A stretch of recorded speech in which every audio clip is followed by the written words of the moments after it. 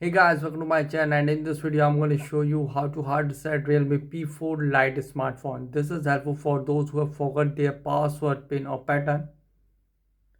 As you can see, incorrect pattern, please try again.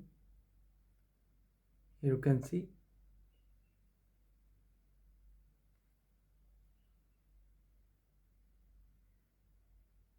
Okay, to do hard reset, first press the volume up and power button together.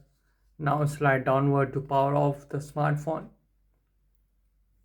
Okay, now it is successfully power off. Now press and hold the power and volume down key together for a few seconds, and when the Realme logo appears after a few seconds, release it,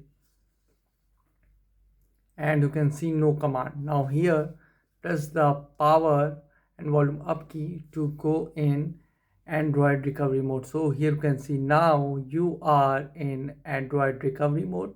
Here volume keys to move up and down and power button to confirm. So here go to wipe data, factory reset and confirm.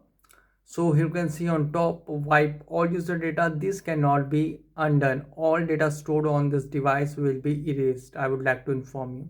Now go to factory data reset and confirm. And here you can see data wipe complete. As you can see.